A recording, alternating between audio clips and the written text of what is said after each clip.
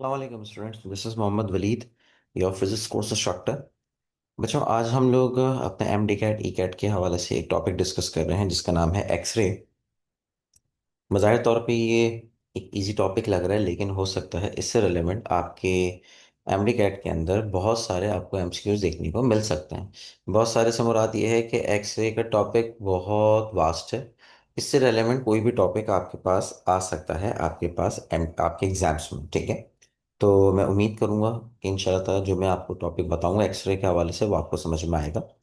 सबसे पहले थोड़ा सा अगर हम लोग इंट्रो देखें कि what is the meaning of X ray, तो इंट्रो समझते हैं। बेसिकली हमारे पास एक्सरे एक एनर्जेटिक फोटॉन्स या ये कह सकते हैं कि इलेक्ट्रोमैग्नेटिक वेव होती है, ठीक है। और उसकी वेवलेंथ बहुत कम होती है, ठीक है। So it is the electromagnetic wave. It is a type of electromagnetic wave, ठीक है स्टूडेंट्स। इलेक्ट्रोमैग्नेटिक वेव की टाइप है। इसके अलावा इसकी जो वेवलेंथ है बहुत कम होती है, ठीक है। In the order of 10⁻⁻10 metre, ठीक है। इसकी वेवलेंथ होती है 10⁻⁻10 मीटर। और इसकी फ्रीक्वेंसी बहुत ज़्यादा होती है, having high frequency, having high frequency, ठीक है स्टूडेंट्स।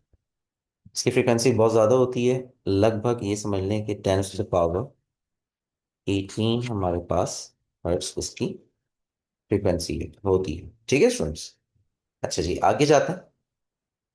अब बात यह है कि इसको डिस्कवर करने वाला कौन था, ठीक है। इसको डिस्कवर करने वाला कौन था ये भी हमें पता होना चाहिए। बेसिकली आपके पास 1895 के अंदर एक बंदा था जिसका नाम था रॉन्टगन, ठीक है। उसने फर्स्ट टाइम उसको डिस्कवर किया था। सो इसको ये लिख सकते हैं, डिस्कवर्ड बाय रॉन्टगन, ठीक है फर्स्ट। तभी हम लोग इसको एक और नाम से पुकारते हैं एक्सरे को, रॉन्टगन रेस, ठीक है। Also referred as also referred as Roentgen rays, ठीक है फ्रेंड्स। ये आपके पास कुछ इंटू है एक्सरे के हवाले से। अच्छा, अब हम आगे बढ़ेंगे स्टूडेंट्स। आगे जो हमारे पास अगली बात आ रही है एक्सरे की, कुछ प्रॉपर्टीज हैं जो कि ऑलरेडी मैं आपको बता चुका हूँ, ठीक है। ऑलरेडी हम लोग डिस्कस कर चुके हैं प्रॉपर्टीज कुछ इसी में ही इंट्रो में। इसके अलावा जो प्रॉपर्टीज हैं वो हम लोग डिस्कस कर लेते हैं। देखिए, इसकी वेवलेंथ बहुत कम होती है, ये ऑलरेडी बात हम लोग अभी अपने इंट्रो के अंदर समझ चुके हैं। शॉर्टर वेवलेंथ है, ठीक है स्टूडेंट। ये वेवलेंथ बहुत शॉर्ट होती है।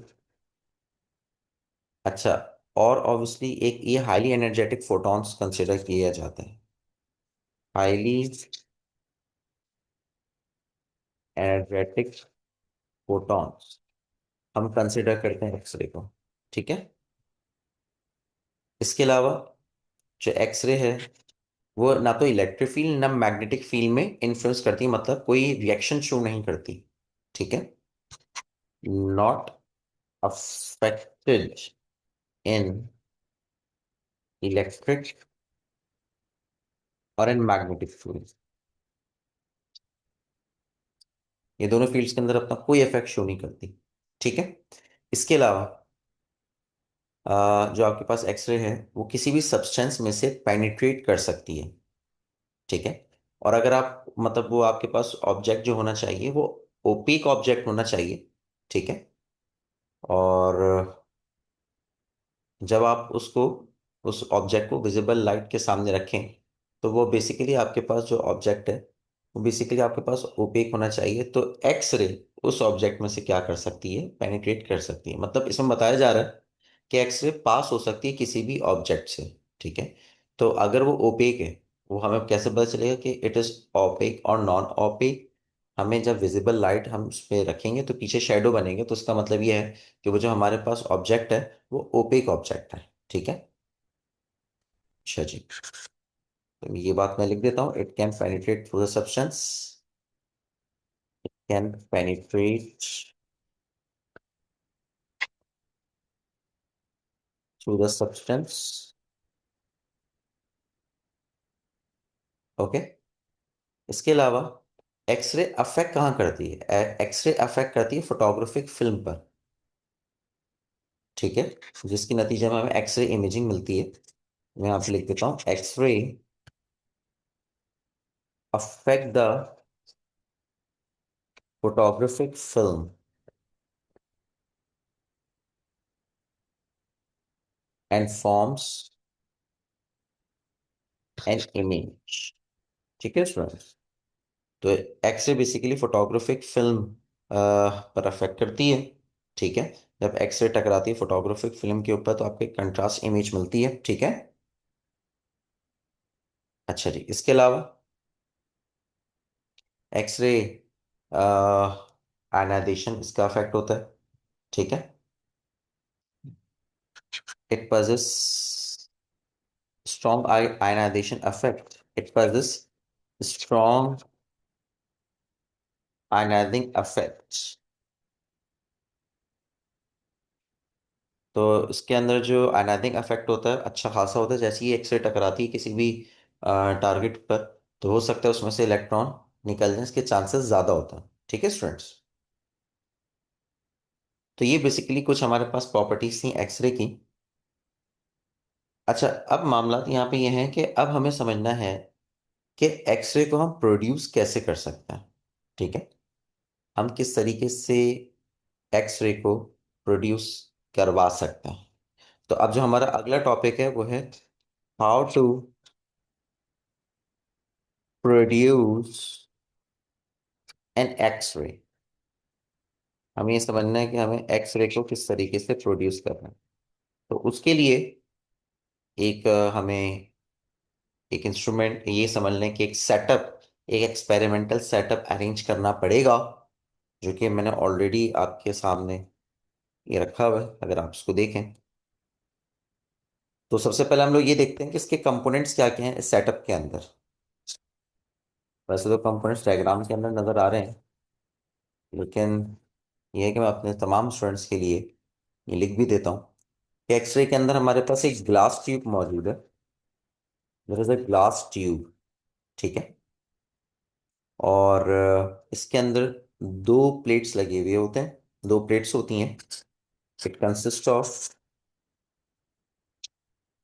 Anode and cathode. Anode and cathode. ठीक है सर।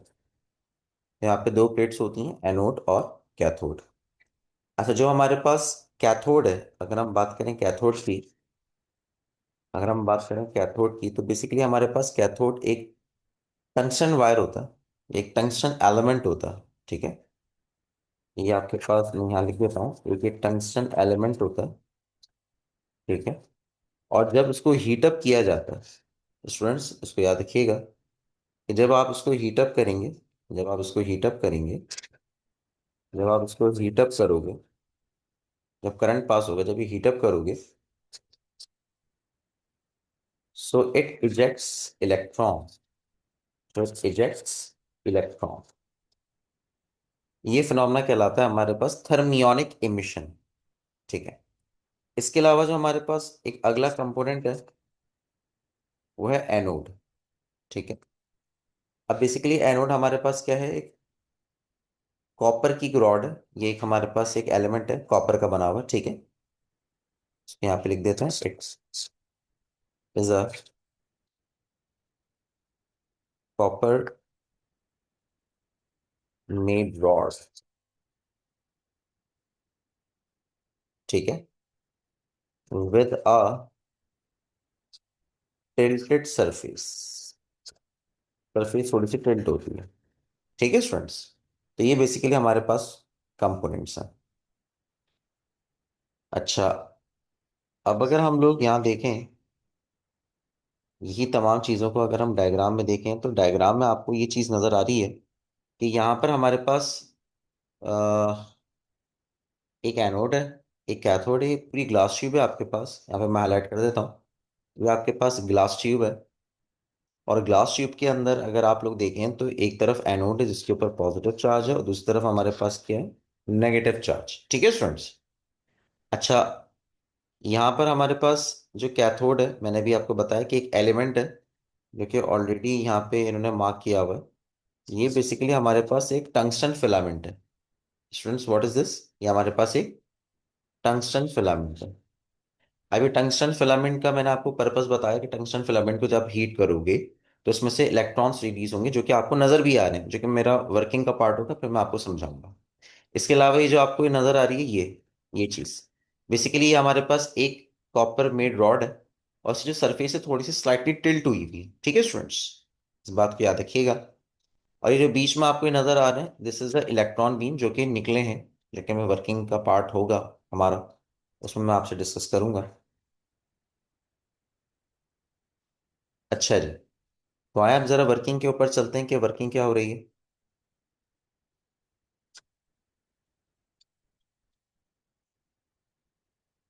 बेसिकली स्टूडेंट, जो हमारे पास यहाँ पे वर्किंग हो रही है उसमें ये बताया गया कि जब करंट पास होता है, जब करंट पास होगा, जब भी करंट पास होगा तो टंगस्टन वायर हीट अप हो जाएगा और नतीजे में वो इलेक्ट्रॉन अपने अंदर से रिलीज करेगा।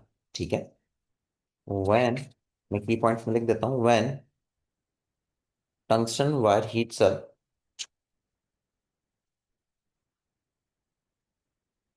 व्हेन टंगस्टन वायर या व्हेन टंगस्टन एलिमेंट लिख सकते हैं, when tungsten element heats up, जब ये गर्म होगा, व्हेन करंट पासेस, तो नतीजे में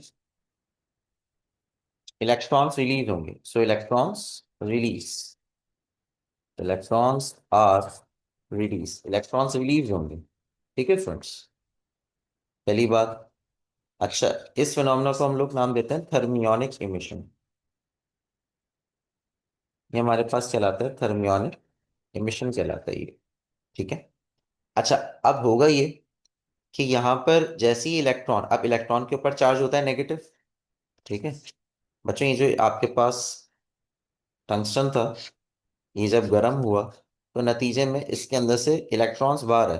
अब इलेक्ट्रॉन के ऊपर चार्ज होता है नेगेटिव। अब ये जो इलेक्ट्रॉन है ये जाएगा हमारे पास उस कॉपर की रॉड पर, बिकॉज उसके ऊपर पॉजिटिव चार्ज मौजूद है, बिकॉज इट्स एन एनोड। ठीक है।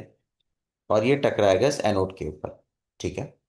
और नतीजे में जब ये इलेक्ट्रॉन, एक हाईली एक्सेलरेटेड इलेक्ट्रॉन, जब ये हिट करेगा इस कॉपर की रॉड पर, तो जब इलेक्ट्रॉन और इस एनोड की इंटरेक्शन होगी तो नतीजे में आपको क्या मिलेगा? एक्सरेस। नतीजे में आपको क्या मिलेगा बच्चों? एक्सरेस मिलेंगी। ठीक है।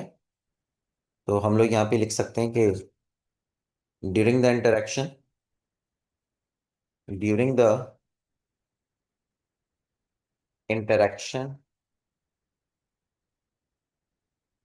Of highly accelerated electrons on the with the anode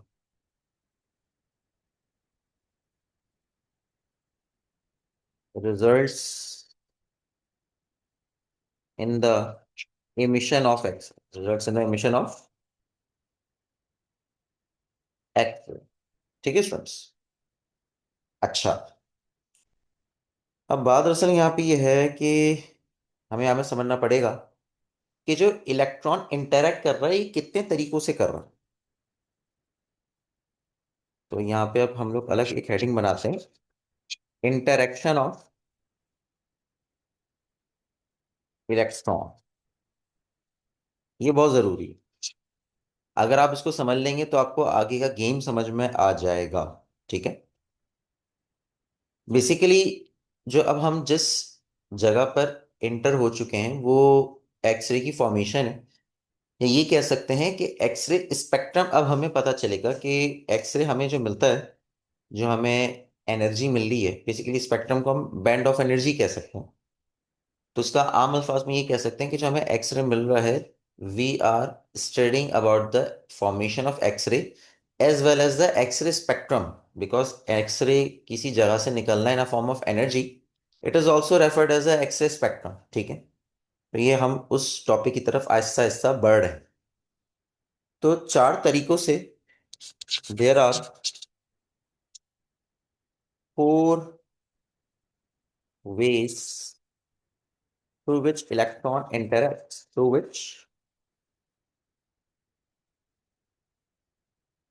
which electron interacts। ठीक है, चार तरीकों से आपके पास क्या होगा, इलेक्ट्रॉन इंटरैक्ट करेगा। तो बच्चों सबसे पहला तरीका तो ये जो आपके पहला इंटरेक्शन आपको नजर आ रहा है, इस पहले इंटरेक्शन के अंदर आपको नजर आ रहा है यहाँ पर कि जब इलेक्ट्रॉन टकरा रहा है एक टारगेट पर, ठीक है, तो नतीजे में आपको क्या मिल रहा है, आपको ये पूरा जो टारगेट है ये कन्वर्ट होता हुआ नजर आ रहा है आयन के अंदर। तो आइए इसको जरा समझते हैं। देखिए, अगर आपके पास ये है इंसिडेंट इलेक्ट्रॉन, अगर ये आपके पास इस सेकेंडरी इलेक्ट्रॉन से टकराएगा, तो टकराने के बाद हो सकता है कि ये आपके पास जो सेकेंडरी आपका इलेक्ट्रॉन है ये बाहर क्या हो जाए, ये नॉकआउट हो जाए। ठीक है, ये आपके पास इलेक्ट्रॉन नॉकआउट हो गया। तो पहले इंटरेक्शन तो ये हो सकती है कि अगर आपके पास इलेक्ट्रॉन है, वो अगर टकराता है उस टारगेट से, तो हो सकता है कि उस टारगेट के अंदर एक कोई सेकेंडरी इलेक्ट्रॉन होगा, उसके अंदर का कोई इलेक्ट्रॉन होगा तो उसको क्या कर देगा, नॉकआउट कर देगा। ठीक है, तो सबसे पहले इंटरेक्शन में यहाँ पे लिख देता हूँ, a beam a beam of incident electrons can knock out the secondary electron of the target, converted into the ion, and convert it into ion, convert it into ion and scattered। और अगर आप देखें तो जो incident electron था वो भी scattered हो गया, वो भी आपके पास इधर उधर चला गया, स्कैटर्ड हो गया। ठीक है स्टूडेंट्स, ये आपके पास पहली इंटरेक्शन है। दूसरी इंटरेक्शन देखें, अब हम आ गए हैं एक्सरे स्पेक्ट्रम की एक बड़ी इंपॉर्टेंट टाइप के ऊपर, जिसको हम लोग बोलते हैं एक्सरे कैरेक्टरिस्टिक। तो बात दरअसल यहाँ पे ये है कि कैरेक्टरिस्टिक एक्सरे किसे कहते हैं।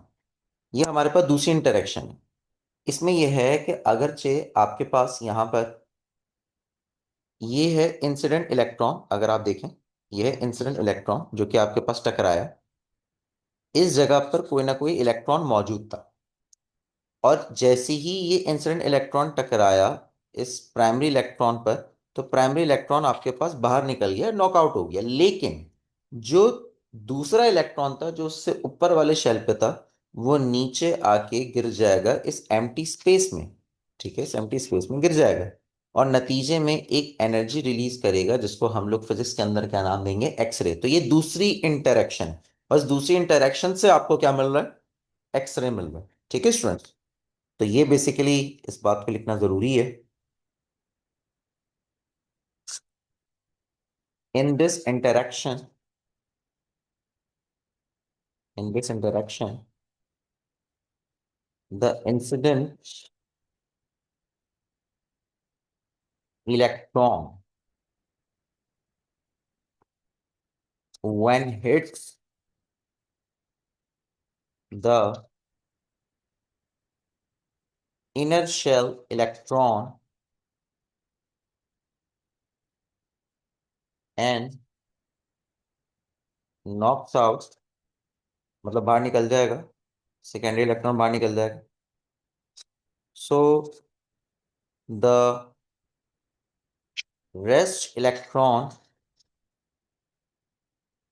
of energy level higher energy level accommodate या comes to the empty space and release energy। इस एनर्जी को हम फिजिक्स के अंदर क्या नाम देते हैं बच्चों? एक्सरे नाम देते हैं। देखें साथ साथ ये जो हमने इंटरेक्शन पढ़ी, दूसरी इंटरेक्शन, तो हमारे पास स्पेक्ट्रम का एक टॉपिक भी हमने कवर किया, एक्सरे कैरेक्टरिस्टिक स्पेक्ट्रम।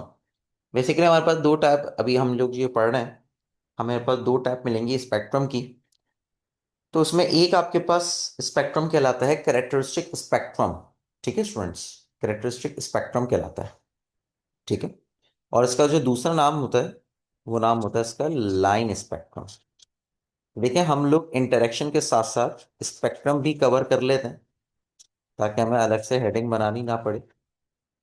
ठीक है स्टूडेंट्स, तो ये बेसिकली हमारे पास एक जो एक्सरे स्पेक्ट्रम मिल रहा है, जो एक्सरे एनर्जी मिल रही है, इसको हम लोग लाइन स्पेक्ट्रम भी कहते हैं। ठीक है।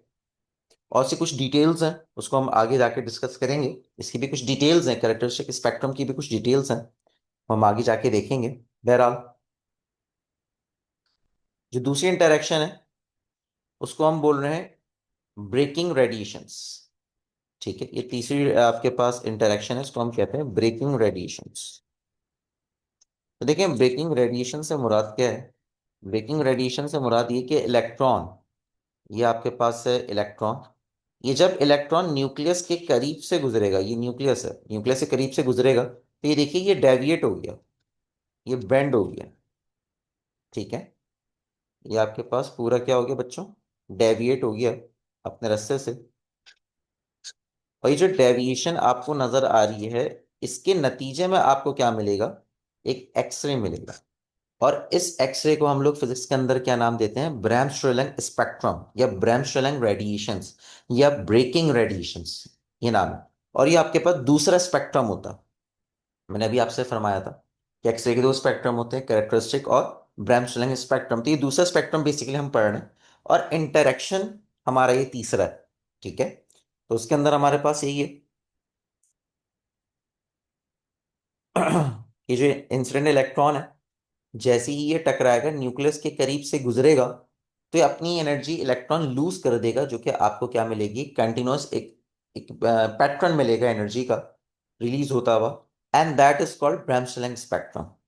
ये तीसरा इंटरेक्शन हो गया। ठीक है स्टूडेंट, अब मैं इस चीज को लिख देता हूं आपके लिए। The incident electron reach near the nucleus of an atom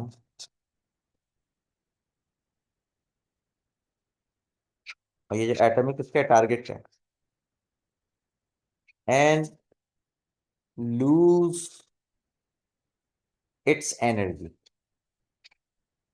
when deviated, when deviated, जैसा भी मैंने आपसे जिक्र किया, ये अपनी एनर्जी को क्या कर देगा? लूज कर देगा, डेविएट कर देगा। डेविएट करने के बाद एनर्जी को लूज कर देगा। अच्छा जी, और ये जो एनर्जी लूज होगी, this energy release is of continuous nature.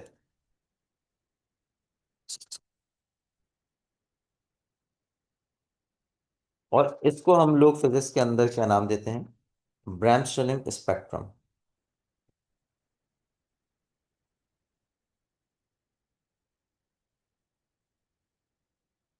ठीक है, तो बच्चों देखें ये आपके पास तीसरी इंटरेक्शन हो गई, साथ साथ हमने स्पेक्ट्रम भी समझ लिया। अच्छा, चौथी इंटरेक्शन भी अच्छी है। चौथी इंटरेक्शन बेसिकली आपको ये बता रही है कि अगर हमारे पास इलेक्ट्रॉन न्यूक्लियस से इंटरेक्ट करे तो क्या होगा, डायरेक्ट न्यूक्लियस से इंटरेक्ट करे तो क्या होगा। ठीक है, तो उसको भी हम लोग यहाँ पे समझ लेते हैं कि जब इलेक्ट्रॉन न्यूक्लियस पर टकरा के स्टॉप हो जाएगा, ठीक है, तो उसका मतलब क्या है, उसने सारी की सारी एनर्जी रिलीज कर दी। उसने सारी की सारी एनर्जी क्या कर दी बच्चों, रिलीज कर दी। अगर आप यहां से देखें कि आपके पास ये वाला इंसिडेंट इलेक्ट्रॉन है, जब ये हिट हुआ इस न्यूक्लियस से जो बीच में रखा हुआ है, तो आपको नतीजे में, आपको रिजल्ट में एक बहुत ज्यादा एक एनर्जी नजर आ रही। ये वाली देखें, पढ़े, ये लिखा हुआ है maximum energy of bremsstrahlung X ray photon. मतलब जब आपके पास इलेक्ट्रॉन बिल्कुल न्यूक्लियस से टकरा के अब स्टॉप हो जाएगा, तो बात ये है कि वो एनर्जी कहाँ गई, वो बेसिकली रिलीज हो गई इन अ फॉर्म ऑफ ब्रैमस्टर्न स्पेक्ट्रम, जिसको आप एक्सरे कह सकते हैं। ठीक है। अगर आपके पास ये इलेक्ट्रॉन, अगर आप यहाँ पे देखें, ये वाला ये दूसरा इंसिडेंट इलेक्ट्रॉन जब ये न्यूक्लियस के करीब से गुजरेगा, ठीक है, तो आपको एनर्जी मिलेगी, लेकिन वो मॉडरेट लेवल की होगी। और ये जो तीसरा आपके पास इंसिडेंट इलेक्ट्रॉन है, जब ये थोड़ा सा दूर से गुजरेगा, तो आपको लो एनर्जी का एक्सरे मिलेगा। इसका मतलब क्या है, जितना करीब जाएंगे न्यूक्लियस से और जो जैसे और जितनी ज्यादा डेविएशन होगी, शार्प डेविएशन ये कह सकते हैं, शार्प डिफ्लेक्शन, तो नतीजे में आपको उतने ही ज्यादा हैवी एक्सरे या एनर्जेटिक एक्सरे फोटोन मिलेगा। ठीक है स्टूडेंट, तो ये चौथी इंटरेक्शन हो गई, उसको जरा लिख लेते हैं। When electron hits the nucleus directly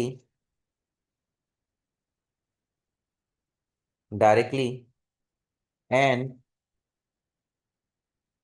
stop completely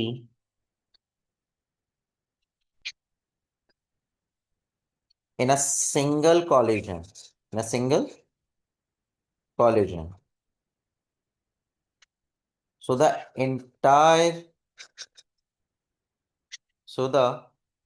entire electron energy appears, या रिलीज भी कह सकते हैं, release in a form of x-ray या ब्रैमस्टर्लिंग रेडिएशन।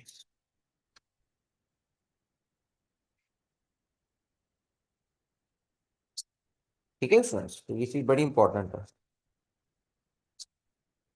तो ये चार हमने इंटरेक्शन पढ़ी, और चारों इंटरेक्शंस के अंदर हमने दो स्पेक्ट्रम को भी अल्हम्दुलिल्लाह कवर कर लिए। एक एक्सरे कैरेक्टरिस्टिक स्पेक्ट्रम को जिसकी नेचर लाइन स्पेक्ट्रम होती है, और ब्रैमस्टर्लिंग स्पेक्ट्रम को जिसकी नेचर हमें हमने देखा कंटिन्यूस होती है, जो कि ऑलरेडी मैंने मेंशन किया हुआ है। ठीक है, तो ये की पॉइंट्स भी हैं।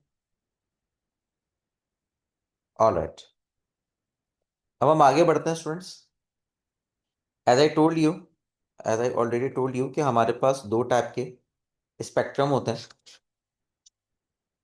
हमारे पास दो टाइप के स्पेक्ट्रम होते हैं एक्सरे के। एक तो हमारे पास कहलाता है कंटिन्यूअस, और एक हमारे पास कहलाता है कैरेक्टरिस्टिक। ठीक है। जो कंटिन्यूअस होता है उसमें जो एनर्जी की रेंज मिलती है वो वो हमें उसकी एक वाइड रेंज मिलती है। ठीक है। कंटिन्यूअस स्पेक्ट्रम में हमेशा ब्रैमस्टर्लिंग, जिसको हम ब्रैमस्टर्लिंग रेडिएशंस भी कहते हैं, तो वो बेसिकली जो उसकी एनर्जी होती है वो मुसलसल चेंज हो रही होती है। जैसे अभी मैंने आपको चौथी इंटरेक्शन के अंदर बताया, करीब से गुजरेगा तो ज़्यादा एनर्जी मिलेगी, थोड़ा सा दूर से डेविएट दूर से गुजरेगा और उसमें फिर डेविएशन आई, तो आपको एक्सरे जो आपको मिलेगा उसकी एनर्जी थोड़ी सी कम होगी। ठीक है। अच्छा जी। और इसके अलावा जो हमारे पास एक स्पेक्ट्रम मिलता है उसको हम बोलते हैं कैरेक्टरिस्टिक स्पेक्ट्रम, जो कि ऑलरेडी हम लोग ऊपर डिस्कस कर चुके हैं। अच्छा, अगर हम ये लोग इसी डायग्राम को देखें, जो डायग्राम आपको ऊपर ये नज़र आ रही है, तो इस डायग्राम के अंदर ब्रैमस्टर्लिंग स्पेक्ट्रम का बहुत अच्छे तरीके से हमें कॉन्सेप्ट दिया गया है कि यहाँ पर जैसे ही इलेक्ट्रॉन करीब से या स्टॉप हो जाएगा या दूर से डेविएट होगा, तो जो आपको एनर्जी मिलेगी उसकी नेचर कंटिन्यूअस होगी।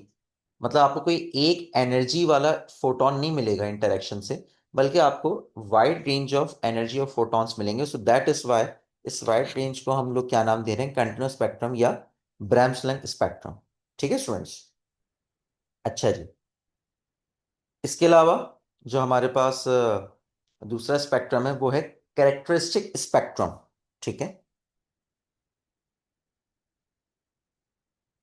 ये बेसिकली आपको कैरेक्टरिस्टिक स्पेक्ट्रम का थोड़ा सा मैंने आइडिया दिया है इस पिक्चर के अंदर। अगर आप देखें तो इस पिक्चर के अंदर कंटिन्यूस स्पेक्ट्रम के थोड़े से कॉन्सेप्ट्स, और हो सकता है कि तमाम कॉन्सेप्ट क्लियर हो जाएं, बिकॉज कंटिन्यूस हम लोग अच्छा समझ चुके हैं। दोनों इंटरेक्शंस में, मतलब तीसरे और चौथे इंटरेक्शन के अंदर हमें ब्रैमस्टैलिन स्पेक्ट्रम या कंटिन्यूस स्पेक्ट्रम बहुत अच्छे से क्लियर हो चुका है। कैरेक्टरिस्टिक स्पेक्ट्रम के अंदर कुछ दो तीन चीज़ें थी जो कि मुझे आपसे डिस्कस करनी थी, कि ये अगर हमारा एक X ray electron, incident X ray electron, अच्छा ये एक्सरे नहीं है, ये इलेक्ट्रॉन ही है, लेकिन ये एक्सरे प्रोड्यूस करेगा, मतलब एक्सरे रिलीज करेगा, ये रीजन है एक्सरे रिलीज होने का। So that is why we call it as incident X ray electron. ये याद रखिए कि ये एक्सरे नहीं है, ठीक है। अच्छा, जब ये इस इलेक्ट्रॉन के ऊपर टकराया, अब यहाँ पे ये जो आपको खाली जगह नजर आ रही है ना, ये खाली जगह पे कोई इलेक्ट्रॉन था। ये देखिए, ये हमारे पास एक इलेक्ट्रॉन था। अब जैसे ये बाहर आएगा, जैसे ये बाहर आएगा, तो अगर ये आपको नजर आ रहा है, अगर आप लोग यहाँ पे एक चीज नोटिस करें, यह है के शेल, यह है के शेल। अगर हमारे पास कोई एल शेल से, एल शेल से, ये आपके पास एल शेल है, ये वाला, ये एल शेल है, और ये हमारे पास है एम। अगर हमारे पास एल शेल से कोई इलेक्ट्रॉन उठकर उस जगह पे ऑक्यूपाइड होता है, तो जो हमें एनर्जी मिलेगी, जो हमें एनर्जी मिलेगी, उस एनर्जी को हम लोग क्या नाम देंगे? के अल्फा कैरेक्टरिस्टिक। क्या नाम देंगे बच्चों? के अल्फा कैरेक्टरिस्टिक। के अल्फा कैरेक्टरिस्टिक। और के अल्फा कैरेक्टरिस्टिक से मुराद क्या है? कि जब आपके पास इलेक्ट्रॉन L2 के शेल के ऊपर आएगा। ठीक है स्टूडेंट। अच्छा, के बीटा आपको नजर आ रही है? के बीटा कैरेक्टरिस्टिक भी आपको नजर आ रही है? के बीटा कैरेक्टरिस्टिक के अंदर क्या आपको पता चल रहा है? के बीटा कैरेक्टरिस्टिक के अंदर पता चल रहा है कि अगरचे कोई एम शेल से, ये देखिए इधर, अगर आप देखें कि कोई अगर एम शेल से उठकर अगर उस जगह पे ऑक्यूपाइड हो रहा है, उस जगह पर आ रहा है, तो फिर आपको जो एनर्जी रिलीज होती हुई नजर आएगी, when the electron make a transition from M to K, तो फिर वो आप उस एक्सरे को क्या नाम देंगे? के बीटा कैरेक्टरिस्टिक। ठीक है। तो ये बात थी जो कि मुझे डिस्कस करनी थी। अच्छा, अगर आप ग्राफ देखें एक्सरे और एनर्जी का, तो जरा चेक कीजिएगा स्टूडेंट्स कि जो हमारे पास एनर्जी, जो हमारे पास आपको मिल रही है, आपको नजर आ रही है, मतलब यहाँ देखने से, यहाँ देखने से आपको कुछ इंटेंसिटीज नजर आ रही हैं। ठीक है। अगर आप इस पीक को देखें तो इसके ऊपर लिखा हुआ है के अल्फा लाइन। तो के अल्फा लाइन बेसिकली आपके पास ये जो एक्सरे आपको मिलता है, इसकी इंटेंसिटी ज्यादा होती है बच्चों। इसकी इंटेंसिटी क्या होती है? ज्यादा। लेकिन जो हमारे पास के बीटा, मतलब जो आपके पास वो एक्सरे जो कि के बीटा कैरेक्टरिस्टिक पर मिलेगा, उसकी इंटेंसिटी थोड़ी सी कम होती है। ठीक है। ये बड़ी इंपॉर्टेंट बात है, इसको अपने जहन में याद रखिएगा। के अल्फा और के बीटा में एक्सरे की इंटेंसिटी ज्यादा किस में होती है? तो के अल्फा में ज्यादा होती है एज कम्पेयर टू के बीटा के कंपैरेटिवली। ठीक है। So this is all about the characteristic spectrum. अच्छा, अब हमें एटलीस्ट ये तो क्लियर हो चुका है कि इलेक्ट्रॉन जब इंटरेक्ट करता है टारगेट से, तो हमें कौन कौन से स्पेक्ट्रम्स या कैसी कैसी इंटरेक्शन मिलती है। अब नतीजे में ये भी पता होना चाहिए कि उसका ग्राफ कैसे बनता है, मतलब जो ग्राफिकल एस्पेक्ट है उसको भी कवर कर लेते हैं। तो स्टूडेंट्स ये देखें, ये बड़े अच्छे तरीके से ग्राफिकल रिप्रेजेंटेशन बनाई गई है। इस ग्राफिकल रिप्रेजेंटेशन के अंदर आपको पता चल जाएगा कि ये जो हमारे पास ब्रह्मस्ट्रलिंग स्पेक्ट्रम हमें नज़र आ रहा था, ठीक है, जिसकी हमें जो रेंज थी वो हमें वाइड रेंज मिल रही थी, मतलब जो एनर्जी थी, इंटेंसिटी थी, वो चेंज हो रही है ब्रह्मस्ट्रलिंग के अंदर। उसका रीज़न मैं आपसे डिस्कस कर चुका हूँ ऑलरेडी। ठीक है, कि हमें वाइड रेंज मिलती क्यों है, कंटिन्यूस मिलती क्यों है। इसके अलावा हमारे पास कुछ शार्प लाइंस आ रही हैं। ये जो शार्प लाइंस आपको नजर आ रही हैं, ये बेसिकली शो कर रही हैं के अल्फा और के बीटा कैरेक्टरिस्टिक को। ये देखिए, ये हमारे पास बेसिकली वो इलेक्ट्रॉन जो कि करीब से गुजरा, वो इलेक्ट्रॉन जो कि करीब से गुजरा, और नतीजे में आपको क्या मिली? एक एक्सरे मिली। ठीक है। तो वो बेसिकली हमारे पास ब्रेबस्टलिंग की कैटेगरी के अंदर आएगा। और आपको नजर आ रहा है कि उसकी एनर्जी ये है। ठीक है, ये एनर्जी आ गई उस ब्रेबस्टलिंग स्पेक्ट्रम की। जो कि न्यूक्लियस के करीब से के करीब से गुजरा। ठीक है। अच्छा, लेकिन इंटेंसिटी कम है, मतलब जो एक्सरे निकला उसकी इंटेंसिटी कम है। ठीक है। उसकी इंटेंसिटी कम है, इस बात को याद रखिएगा। अच्छा, अब जो हमारे पास दूसरा आपके पास है सिचुएशन, उसमें यह है कि जो हमारे पास एक्सरे है वो as in a form of characteristic form में हमें मिल रहा है। वो तब मिल रहा है जब इलेक्ट्रॉन नॉकआउट कर देगा किसी इलेक्ट्रॉन को, और हायर एनर्जी स्टेट पे इलेक्ट्रॉन वो जब नीचे गिरेगा तो आपको एक्सरे की एक एनर्जी मिलेगी। ठीक है। तो वो बेसिकली हमारे पास के अल्फा के बीटा करेक्टरिस्टिक कहलाते हैं।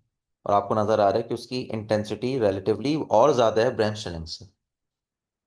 और लास्ट के अंदर हमारे पास क्या है कि अगर कोई इलेक्ट्रॉन थोड़ा दूर से डेविएट हुआ, दूर से डिफ्लेक्शन आई, मतलब न्यूक्लियस से करीब से गुजरा लेकिन ज्यादा करीब से नहीं गुजरा, तो फिर भी हमें एक्सरे मिलेगा। ठीक है। लेकिन जो अब हमें एक्सरे मिलेगा उसकी इंटेंसिटी सब में क्या होगी, कम होगी। ठीक है। तो अगर आप यहाँ पे देखें, इस ब्रैमस्लैंग की इंटेंसिटी कम है, पहले वाले की थोड़ी सी ज्यादा थी, और के अल्फा की सब में ज्यादा है। कि जो एक्स रे निकल रहा है उसकी इंटेंसिटी सब में ज्यादा है। ठीक है स्टूडेंट्स, तो ये बेसिकली ग्राफिकल एस्पेक्ट है। अच्छा जी, अब हम आगे बढ़ते हैं स्टूडेंट्स। अब हमें ये पता होना चाहिए कि कौन कौन से फैक्टर्स हैं जिसके नतीजे में हम लोग एक्सरे को चेंज कर सकते हैं, एक्सरे की एनर्जी चेंज हो सकती है। ठीक है। तो factors affecting the X ray spectrum. तो बेसिकली हमारे पास जो सबसे पहला फैक्टर है, अप्लाइड वोल्टेज। अब आप बोलेंगे सर अप्लाइड वोल्टेज से एक्सरे पे क्या फर्क पड़ना चाहिए। तो बात ये है हमारे पास कि देखें, जितना हम वोल्टेज देंगे उतना इलेक्ट्रॉन तेजी से हिट करेगा, और जितनी इलेक्ट्रॉन की एनर्जी होगी उतना ही ज़्यादा जो आपके पास जो एनर्जी रिलीज होगी इन अ फॉर्म ऑफ एक्सरे वो ज़्यादा होगी। ठीक है। तो अप्लाइड वोल्टेज, ठीक है, अप्लाइड वोल्टेज ये किससे रिलेट कर रहा है। It relates it relates with the energy of incident electron, energy of incident electron. ठीक है स्टूडेंट्स। अच्छा जी, जो दूसरा फैक्टर है हमारे पास वो है टारगेट मटेरियल, कि मटेरियल कैसा है। अच्छा, मटेरियल थोड़ा सा हैवी होना चाहिए। इसके पीछे रीजन ये है कि जितना मटेरियल हैवी होगा उसमें जो इलेक्ट्रॉन्स होंगे जो एनर्जी स्टेट्स में होंगे, वो एनर्जी स्टेट्स में एनर्जी ज़्यादा होगी, तो जब वो नीचे गिरेंगे एक्सरे कैरेक्टरिस्टिक के दौरान तो आपको ज़्यादा एनर्जी मिलेगी, मतलब एक्सरे स्पेक्ट्रम आपको उसकी एनर्जी ज़्यादा मिलेगी। इसके अलावा आपके पास एक्सपोजर टाइम भी इंपॉर्टेंट है। ठीक है। ठीक है। और इसके अलावा आपके पास फिल्ट्रेशन, फिल्ट्रेशन से मुराद ये है कि जो हमारे पास इलेक्ट्रॉन है वो करीब से गुजर रहा है, दूर से गुजर रहा है, तो नतीजे में आपके पास जो एक्सरेज मिलेंगी वो सॉफ्ट एक्सरे मिलेंगी या हार्ड एक्सरेज मिलेंगी। इस बात को भी अपने जहन में याद रखें। ठीक है स्टूडेंट्स। तो ये बड़ी काम की चीज़ है जो कि मैंने अभी आपसे डिस्कस की हैं।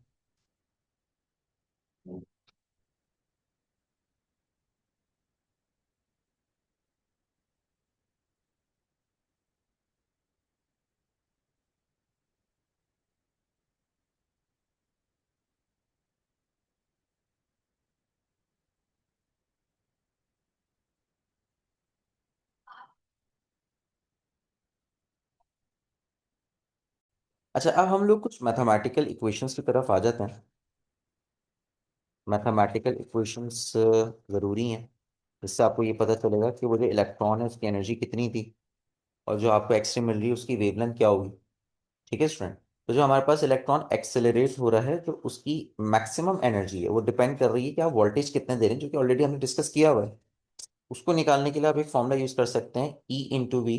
अब ई है क्या चीज, बेसिकली ई आपके पास चार्ज ऑन इलेक्ट्रॉन है, और वी आपके पास वोल्टेज है, अप्लाइड वोल्टेज, और ई का मतलब है चार्ज ऑन इलेक्ट्रॉन। ठीक है स्टूडेंट्स। अच्छा, नतीजे में अब आपको ये वाली बात पता है कि ये जो हमारे पास एनर्जी इलेक्ट्रॉन की है वो कन्वर्ट होगी एक्सरे की एनर्जी में। ठीक है। तो हम ये कह सकते हैं, हम लोग ये बिल्कुल कह सकते हैं कि ये जो एनर्जी ऑफ इलेक्ट्रॉन है ये कन्वर्ट होगी in the energy of X ray. ठीक है। और अगर हम लोग यहाँ से वेवलेंथ की इक्वेशन बनाए तो तमाम स्टूडेंट्स को ये वाली बात पता होनी चाहिए कि मैक्सिमम फ्रीक्वेंसी का फॉर्मूला तो आराम से यहाँ से निकल जाएगा, ई वी ओवर एच। और वी का मतलब वेलोसिटी नहीं है, वोल्टेज है स्टूडेंट्स। तो ये बेसिकली हमारे पास एक वेवलेंथ का ये फ्रीक्वेंसी की इक्वेशन आ गई।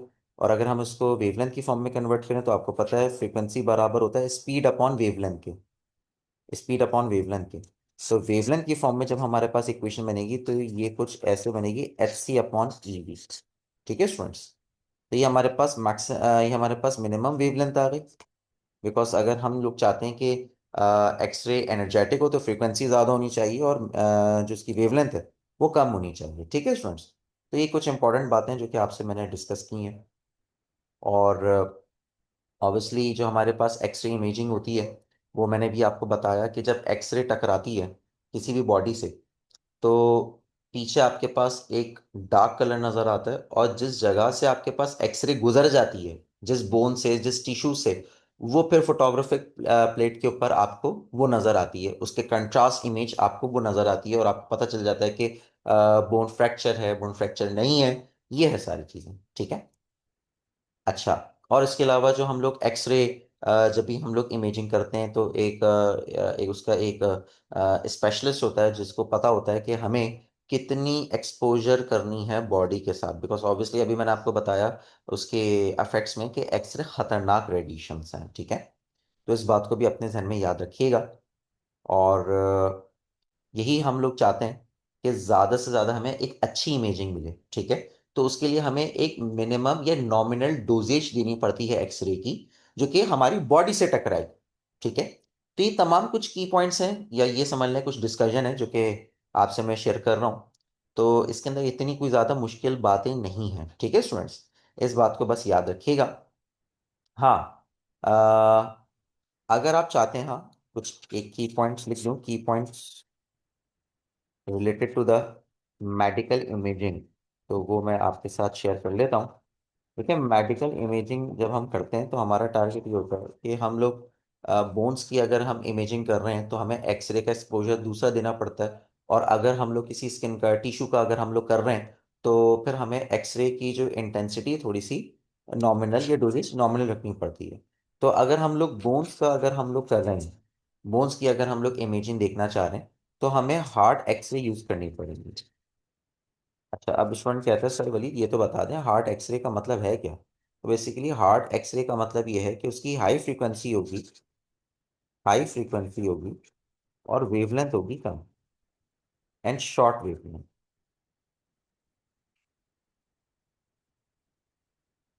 ठीक है स्टूडेंट्स।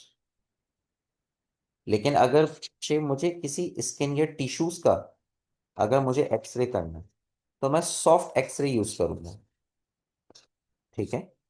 सॉफ्ट एक्सरे यूज करेंगे। और सॉफ्ट एक्सरे का मतलब आपको समझ में आ चुका होगा कि फ्रीक्वेंसी थोड़ी सी क्या होगी, लो होगी। ठीक है।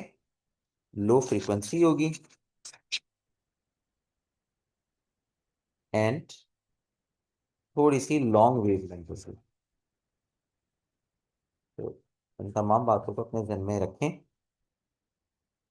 तो अल्हम्दुलिल्लाह स्टूडेंट्स, हमने एक्सरे के बारे में तमाम चीज़ें, एक्सरे कौन कौन से फैक्टर्स पर डिपेंड करता है, एक्सरे स्पेक्ट्रम, वो तमाम चीज़ें हम लोगों ने आज की क्लास के अंदर डिस्कस की हैं। मैं अपने तमाम स्टूडेंट्स से एक्सपेक्ट करता हूँ कि उनको ये सारी चीज़ें क्लियर हो चुकी होंगी। इंशाल्लाह ताला जो हमारी अगली क्लास होगी उसके अंदर हम न्यू टॉपिक के साथ हाजिर होंगे। तब तक के लिए इजाज़त दीजिए स्टूडेंट्स। अल्लाह हाफिज़।